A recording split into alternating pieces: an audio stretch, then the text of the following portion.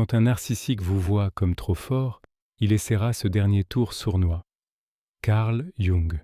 Carl Jung a découvert quelque chose de terrifiant à propos des narcissiques que la plupart des gens ne voient jamais venir.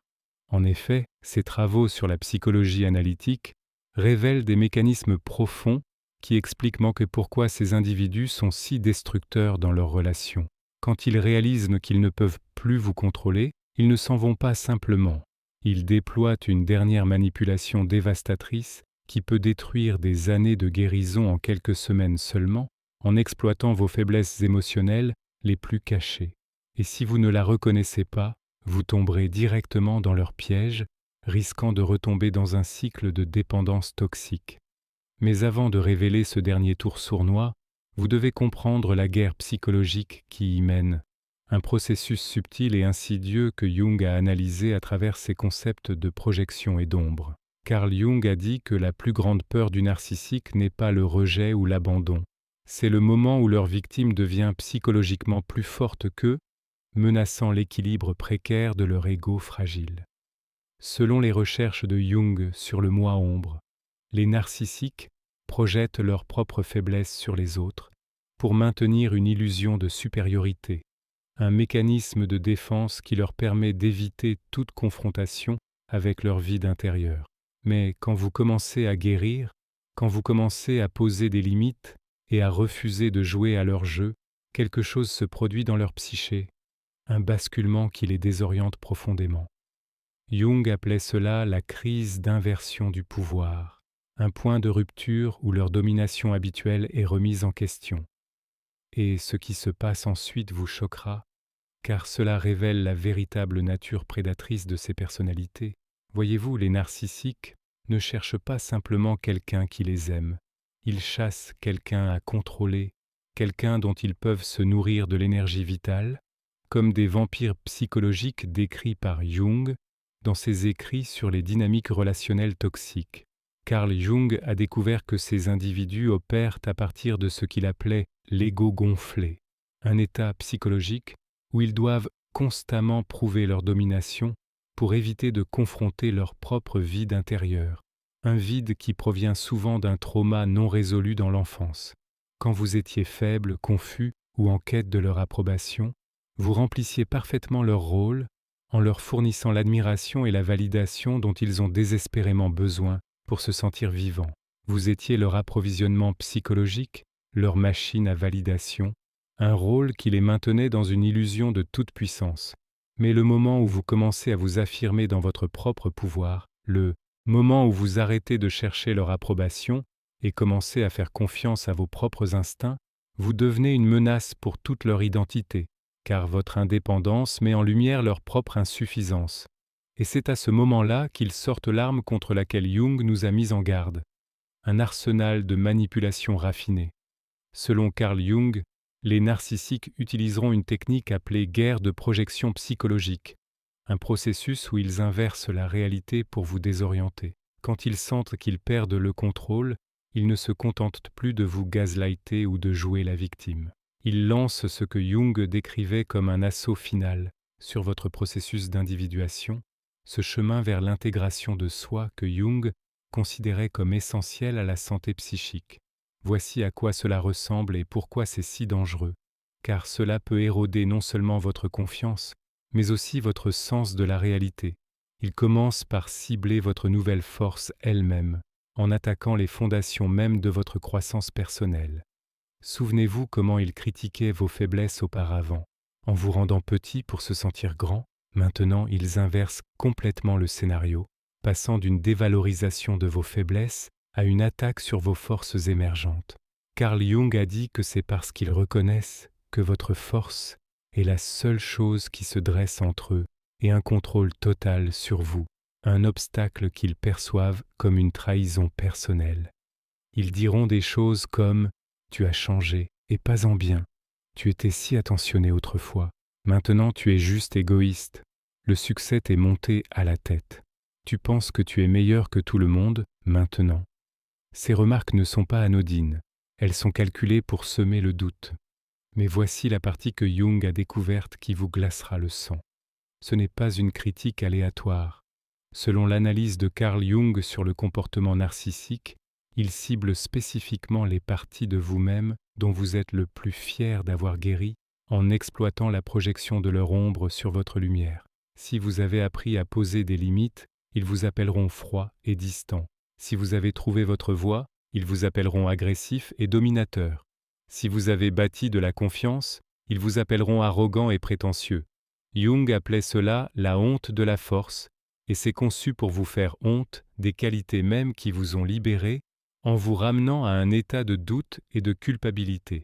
Mais le vrai tour sournois est encore à venir, et il s'appuie sur des couches plus profondes de manipulation émotionnelle.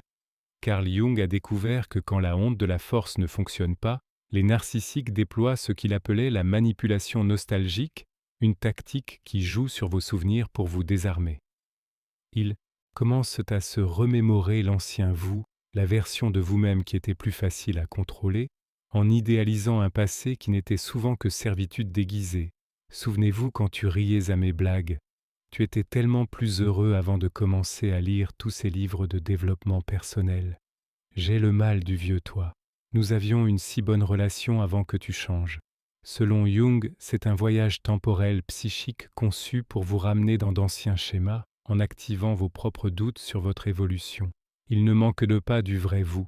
Il manque du vous contrôlable, de celui qui alimentait leur ego sans résistance.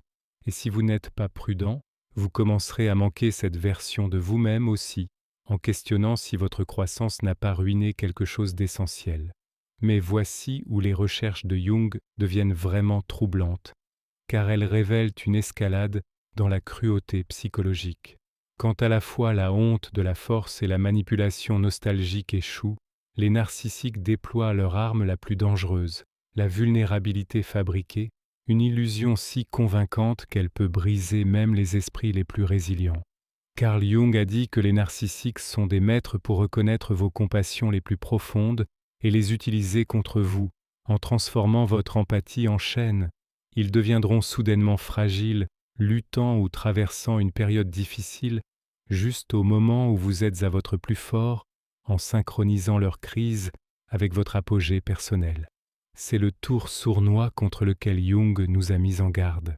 Et c'est plus sinistre que vous ne le pensez, car cela exploite non seulement votre cœur, mais aussi votre sens du devoir.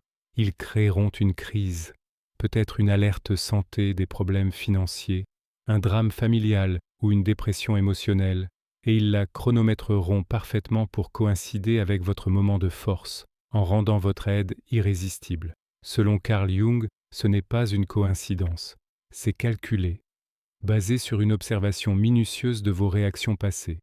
Jung a découvert que les narcissiques gardent dans des notes mentales détaillées sur ce qui vous fait culpabiliser, ce qui déclenche vos instincts de soin, ce qui vous pousse à abandonner vos limites, comme un prédateur cartographiant son territoire. Il transforme votre empathie en arme contre votre guérison, en vous forçant à choisir entre votre bien-être et leur souffrance apparente. Et voici la partie qui vous fera remettre en question tout ce que vous pensiez savoir sur eux. Carl Jung a dit que les narcissiques fabriqueront souvent ces crises en créant eux-mêmes les problèmes qu'ils vous demandent de résoudre. Un acte de sabotage auto-infligé pour vous piéger.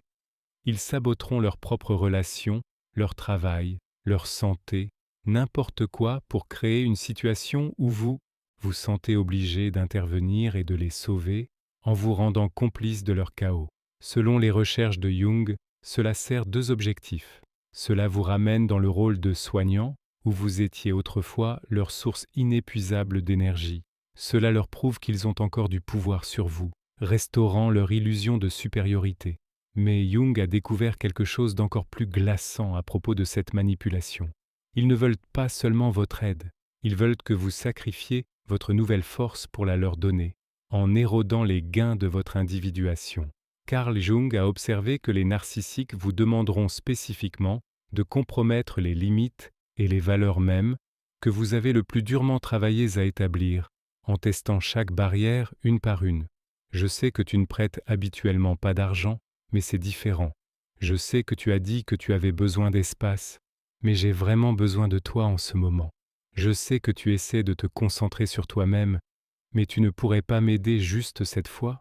Selon Carl Jung, chaque juste cette fois est conçu pour briser les barrières psychologiques que vous avez construites, en vous habituant progressivement à l'exception qui devient la règle.